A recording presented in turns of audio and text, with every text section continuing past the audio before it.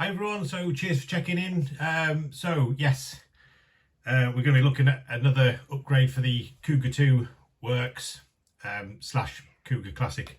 So we have the WillSpeed aluminium steering set for the Cougar 2. So all in there, it's all in there. So what we're going to do is we're going to have a look at fitting it, getting it fitted, and I'm actually going to be fitting it to my storm truck that I've converted one of my builds that I did during lockdown. So I don't have a storm truck, so we're going to be getting rid of the standard steering. So this has got the standard non-ball race steering. Obviously the Cougar 2 Works as the ball race steering, and you do need some parts from the ball race steering set to make this all work. So what I'm going to do, I'll bring you over, we'll have a look at what you get and what you're going to need, and then we'll get it fitted and we'll have a look at it when it's all fitted.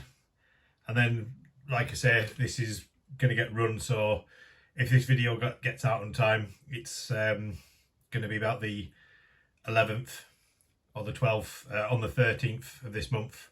My local club's got a rear motor day and they've got a heap of trucks, so I want to get the steering on this a little bit better, and yeah, hopefully this is going to help. So I'll pull you over and we'll have a look at what you get.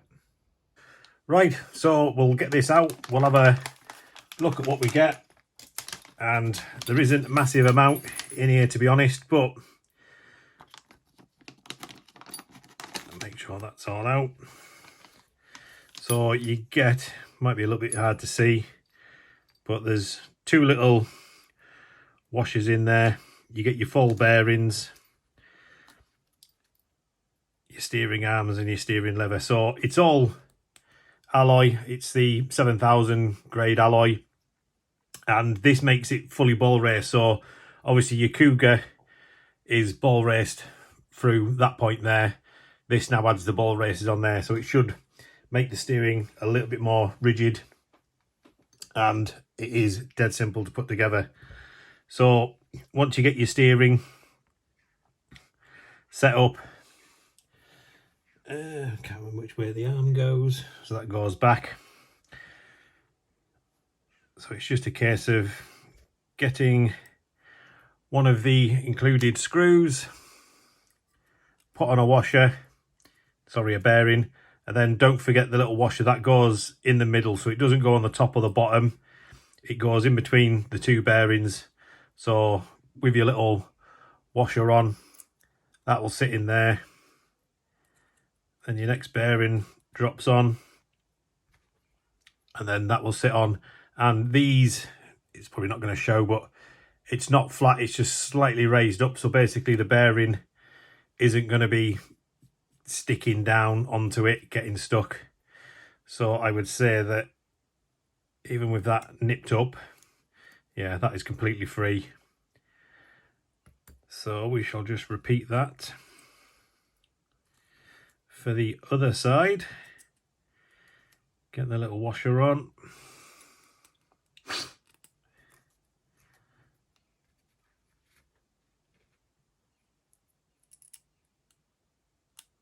Feed that through. Bearing on. And then tighten that down. Now, you don't get any instructions telling you how to build it. I would probably say a little bit of thread lock on the two screws that go through there. Just a little bit of thread lock on there will help them to stay down. So like I say, this is for the Cougar 2 Works. I don't have the ball race steering, so I've ordered the ball race steering set. At the price, it was just easier. It just gives you a spare set of arms and everything, because I'll be running that on my Cougar. So the biggest advantage, I know a lot of people, they will not run a servo saver. They say it gives slop to the steering, which I've not noticed any. But those of you that have had the incident, basically it's this part here that will snap. It'll snap under this bridge here. Just if there's any sort of like load, it'll just push and snap. So we don't need that arm. Don't need that arm. I will get the instructions out because I can't remember exactly what parts I do need, but it's all the parts through this section here. So basically it's everything that'll be fitted onto your Cougar works is what you're going to need. So if you're pulling your Cougar 2 works apart, just lay everything out, keep everything together, and you'll be absolutely fine. So what I'll do is I'll just quickly put all this together. Little crush tube that will obviously go through the chassis and onto there, and then we get our next bearing, and then washer on, and then obviously your screw will go on top, and then that gives you ball rest at both of these points, here and here, as well as here and here. So I'll cut to the car and I'll get it all fitted rather than showing you how it fitted, because it's going to be pointless, because you're all going to be doing just taking bits off, putting them back on exactly the same way. So I'll get this whipped on, and as soon as it's on, we'll have a look. Okay, so it's all on and looks absolutely lovely. Look at that. So I've put some Loctite on the bottom of them, and all the kit stuff's in there fine. So I just need to put ball stud in there, and then I'm also going to be swapping out some of the ball ends for some captive ball joints. I'm hoping these are the right size. I've got some more coming, but hopefully these are the right size. So I've got a couple of bags of them, and then basically it will just mean that I don't have any ball studs popping off, because they were a little bit old on this. So we'll get the front end all back together and we'll have a look. All right, so we are all done. So obviously it's not the easiest thing to see, but that's it all in there. Everything fits, there's no issues. The only issue I think I may have is because I put the captives on the front, is I think it's catching on the top, just on the top in there. Don't know if you can see.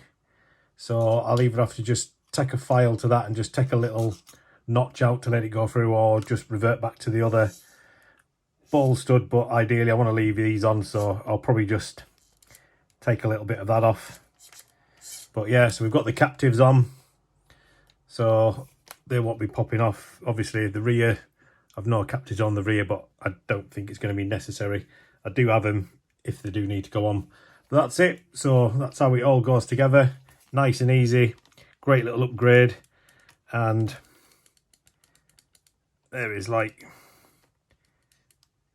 zero a little bit. But yeah, it definitely does help reduce a lot of the slop out of the front of the steering. So that, in my opinion, yes, good little upgrade. Looks good, but it also doesn't look out of place in the sense that because it's black, it's not silver, it looks nice. But that's it. Cheers for watching, take care, and we'll see you soon.